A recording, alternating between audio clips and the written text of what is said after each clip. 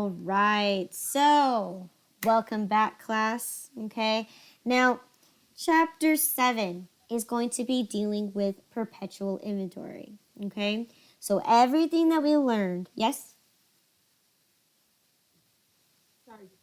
Okay, so everything that we learned from chapter 5 and chapter 6, which was periodic inventory, I want you to pull that out of your brain and put it on the side for now. Because everything that you learn for periodic, it can apply, but it's also different, especially when we're dealing with perpetual. So this is the difference between the two different methods, okay? So as we talked about it before, we're still dealing with merchandising inventory, right? Except this time, we're keeping track of our inventory in a different manner, okay? So like I said, we're focusing on merchandising inventory. So therefore, we're going to convert our cash into goods. We're going to repackage and sell our goods to convert them into sales. And then we're going to take that sales and convert it back into cash. Okay. We also need to know, well, what's included in inventory? Exactly how you associate periodic inventory is the same that you're going to associate it with perpetual inventory, right? It's inventory. What's going to be part of inventory is everything you need to encounter, all those costs it takes to get the asset to the store. Okay? So that means the original selling price. If you get taxed for it, you need to charge sales tax or calculate sales tax. If you have shipping and handling, expedited fees, foreign taxes, whatever it is, if that's going to be contributed to the cost it takes the asset to get to your store, then include it. And that's your cost of goods sold. Okay? Now, once again, the two different tracking methods is periodic and perpetual. We've already learned everything we need to know about periodic. So now we're just going to forget about periodic and just move straight into perpetual. So if you guys remember this, we talked about perpetual being the definition of constantly. All right? That means we're going to be we do not need to be obligated to take a physical account. It can be done, but however, if we do our accounting correctly, every sale that we make, we need to consider calculating it out of inventory. Every purchase that we make, we need to consider calculating it towards inventory. Okay? So that means every sale that we make, we need to record how many items need to be taken out of our inventory. So hence the word constantly, meaning we're constantly updating our inventory every time we make a purchase, and we're constantly updating our inventory every time we make a sale. And here's the big difference between the two. You're going to recognize everything as inventory. You're not going to recognize it in expense and then convert it. No, everything's going to go straight into inventory. Okay? So let's go ahead and take a look at our first example here. Here, let me see, on July 1st, XYZ company purchased 100 toys costing at $5.65 each, okay, from Toys U, okay? Freight cost you $100. Record this transaction. So, like I've mentioned before, this is perpetual inventory, okay? If my notion is that everything's going to go into inventory, right? How am I going to journalize this?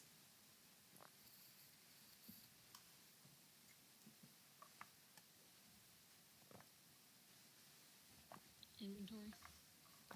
There you go. You're going to recognize it as inventory, right? In this case, we bought toys, right?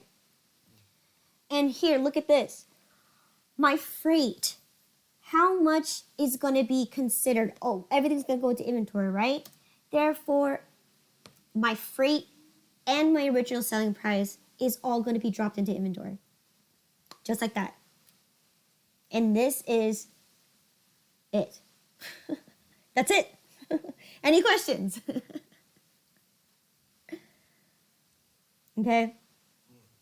So in this case, periodic inventory, right? We had to separate our costs, right? We had to associate our purchase expense, our freight expense, or, if we had sales tax, we would have sales tax expense, et cetera, right? We would have to animalize all of our costs. In this case, we don't care. It's all going to go in the same place. It's all going to go to inventory. So we just recognize where it's going to go, inventory toys, and we're going to dump every single cost that is associated to those items into that account. So in this case, it was $565 for the toys plus $100 freight, making a grand total of $665, and it's all going to be dropped into inventory. Straightforward. Any questions? All right, 7.2. Of course, when we have our perpetual inventory, right? If we make purchases of inventory, we also need to know that we can make returns and allowances. So here, we're going to take a look at this, right?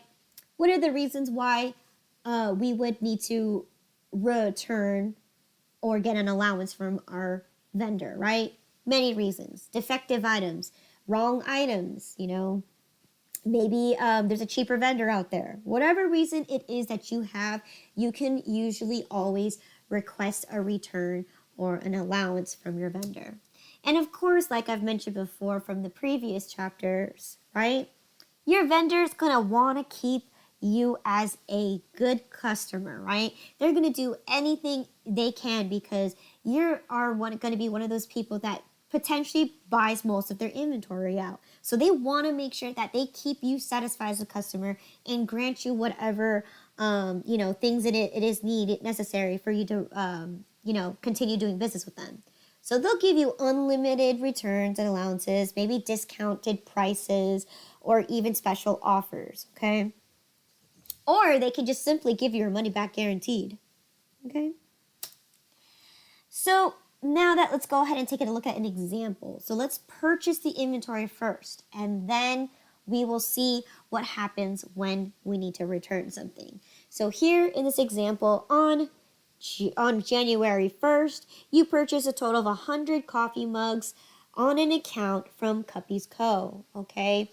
Which it cost you $1.25 each, with the freight costing you $100. So how are we going to record this transaction? You would coffee mugs debit for $2.25. 225, okay? So that's 125 times 100 gives you 125 plus 100. Yes, okay? Everything goes into inventory. So therefore, coffee mugs, right? We're going to associate, like I've just mentioned earlier, the purchase price, and we're going to automatically add our freight in there to give us a total of $225. Okay? Straightforward. Okay. Now let's go ahead and look at this example here. Well, what happens if on January 5th, when you receive the items, okay, you found that 10 of those coffee mugs were broken, okay, and you requested the vendor for a full refund on those broken items because you can't use them. They can't, if they accept it, what are they going to do with the broken mugs? So with that being said, the vendor granted you a full refund. So how am I going to calculate this, or how am I going to journalize this? You would turn around and debit accounts payable for the $12.50, and then you would credit your inventory just being coffee mugs for the $12.50. Exactly, because if everything went into inventory, where are you going to take it out from? Inventory. Okay, and you're going to take it out for the original selling price, which this is where you have to do a lot of thinking because in this case, I'm not going to give you the, in the journal, depending on how descriptive you are, if you say that you purchase these items at so-and-so, per item, then that's going to make it easier for you to, go ahead and turn around and do the returns. But if you just go ahead and just journalize it and don't write a description, you're going to have to go to your inventory worksheet. You're going to have to figure out what each cost per item is, and you're going to determine it, right? In this case, it would cost me $1.25. times 10 gives you $12.50, which is exactly what you're going to take directly out of your inventory. Okay? If everything goes into inventory, then you can expect everything comes out from inventory. Easy, straightforward, no need to make a contra account. Inventory is flexible. You can go in and go out. Okay? All right, any questions so far?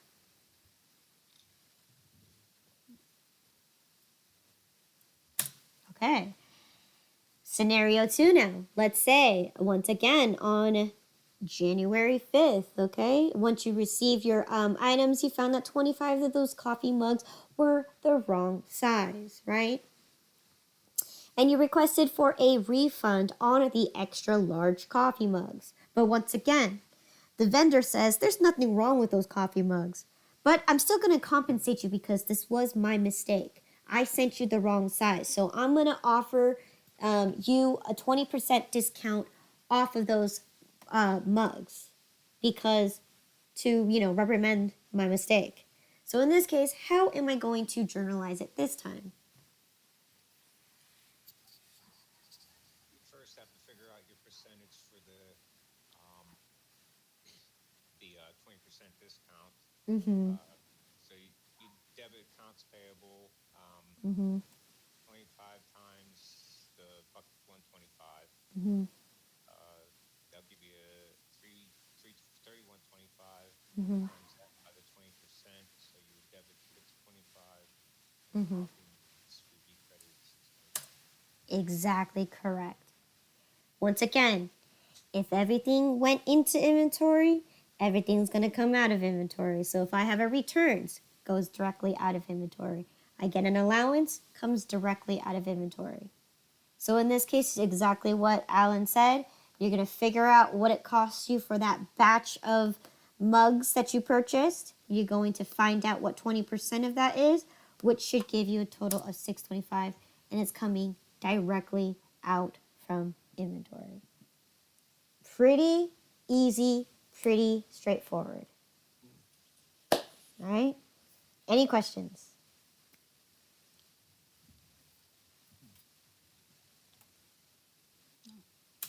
All right. Moving on to 7.3. Okay? And of course, when we are dealing with our vendors, we can be granted discounts. So, of course, we've mentioned this, we've seen this before. Now we're looking at what happens when a vendor gives us some terms. So once again, terms is just an incentive for them to get their money back as soon as possible, okay? So in this case, terms is 2% 15 net 30, meaning if we paid within the 15 days, we get a 2% discount. If not, the whole bill is due in 30, okay? Now, again, this can be applied to any customer-vendor relationship as long as you know what the consequences are, right? So this is just an incentive just so then you can get your money back as soon as possible instead of having them have an outstanding balance or having them a potential, they might fault on their payments, okay? So again, here's a nice incentive here. So once again, when we're dealing with discounts, we have two options. We either do the net method or we can do the gross method. As I've mentioned before from the previous chapter, net method means we take the discount immediately, whereas the gross method means we wait till it's time to pay to recognize the discount later. Okay? So once again, let's take the first example. Once again, net method. Here, the example says here on February 1st, you purchase 100 coffee mugs on an account from Cuppy's Co., right? Each cup costs you $1.25 and freight was $100. Terms are 5%, 10 net 30. Record this transaction. Okay. So how are we going to do this? If we're doing the net method, right? How are we going to calculate this? Take your 100 times the $1.25, and then you got times that by your 5% to figure out your discount. Good. So how am I going to journalize this? Well, your coffee mugs would be 218.75, Excellent. and accounts payable 218.75. Good. Here, we're not going to even bother to create a separate account for my discount. We're just going to automatically take it right off from my original purchase price because I'm assuming I'm going to make a payment right away. Okay, so here I'm going to recognize I see my bill, but I'm going to take the discount away right now. So therefore, I should owe less than what the statement is outstanding for. Okay. So once again, scenario 1, what if you actually paid on the 9th? You're going to recognize that you're paying the amount that you owe, and you got the checking account. So therefore, how much are you going to actually pay? The 218.75. You're going to pay for the discounted amount. Okay? And of course, with scenario 2, let's say I missed the discount period, right? I end up paying on the 15th of February. What do I do now? Since I missed the payment, I need to pay more, right? So what's my journal going to be this time?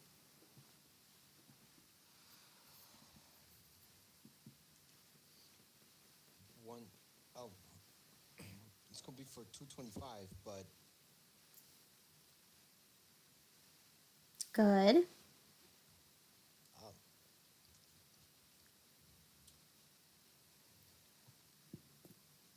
Good. You're going to pay $225. yeah, I'm trying to see. All right, so we'll beat the inventory. So I don't know if Good. accounts payable. Okay, coffee. Okay, yes. Good. You recognize that we owe a certain amount, right? We need to put back whatever the discounted amount was. We got to put it back into inventory because we missed the payment date. Therefore, we calculated the coffee mugs to be significantly lower, so we need to increase it by putting back the discount back into the inventory. So you're going to do it for the $6.25. However, remember, you can't invisibly change your accounts payable. You can't say, "Oh, my accounts payable is now $225." First off, what did you originally purchase? You originally journalized it as. You originally journalized it at the discounted amount. So therefore, when you're trying to credit or pay it off, you can only reflect it as the amount that you originally journalized it for, which was the discounted amount. And here, we need to put back the discounted amount back into our inventory, and then we need to pay the extra $6.25. Okay? All right. Any questions? So again, gross method, same thing, right? If we recognize that we purchased 100 100 coffee cups at $1.25 with the freight costing me $100, you're just going to recognize it exactly how it is done, okay? You're going to recognize it exactly how you purchased it. So we're not going to take the discount until we make a payment. So again, this is most common business transactions because money can't be just thrown around easily like that. You need to make sure that you have enough money in order to make these payments, right? You may have to have other priorities that take upon than paying your vendors, right? You may have to pay for rent. Okay? So again, taking this discount immediately is only for companies who are well off or doing well. Where for businesses that are starting off, you shouldn't pay all your debt all at once when you're racking up a lot of other debt because you're not making a huge profit. Anyways, tangent. Going back to this, we're going to recognize it for the full price of $225. Okay? What happens when we make a payment?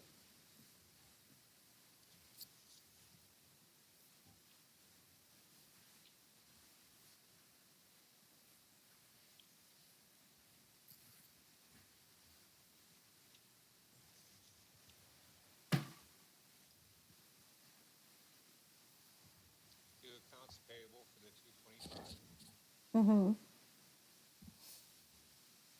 then, let's see, credit coffee mugs for $6.25 and checking for the $218.75. Excellent. Once again, where do we take the discount out from? We're just going to take it directly out from my inventory. So once again, if everything's going to be is going to increase your inventory, so if you made purchases, they're all going to go into inventory. If you have a returns allowance discounts, whatever takes away from your original purchase, you're going to take it directly out from inventory. So everything goes in inventory, everything comes directly out of inventory. No need to create any contra accounts. And that's how simple it is. Okay? And you like just exactly what Alan said. You're going to recognize the full amount that you owe. However, when you're going to take the discount, you're going to take it right out of my inventory for $6.25 and pay the vendor less. Okay? And that's it. All right? Chapter review. So once again, we talked about perpetual inventory. That is all of chapter 7. Making purchases of perpetual inventory. So here, what do we recognize? We recognize our inventory as an asset. We just recognize it as regular inventory. Okay?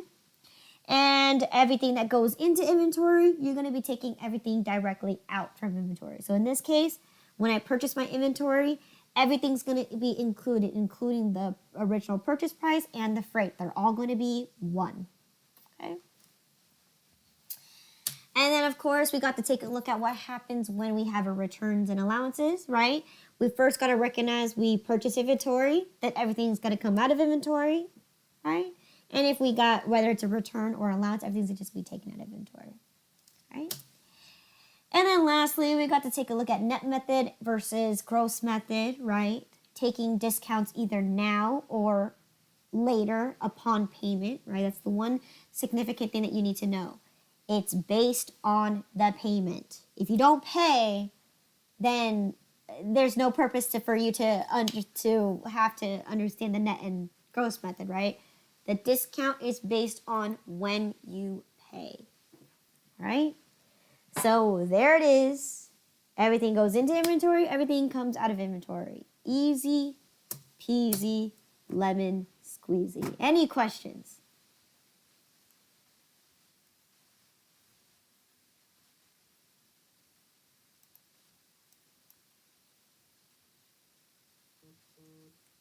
I feel like it went kind of fast, but I'll catch on more as we start doing the work. Okay, so let me see. Right now, it is exactly 3:02. So, you guys want to go over the exercise first and then go on a break, or you want to take the break now?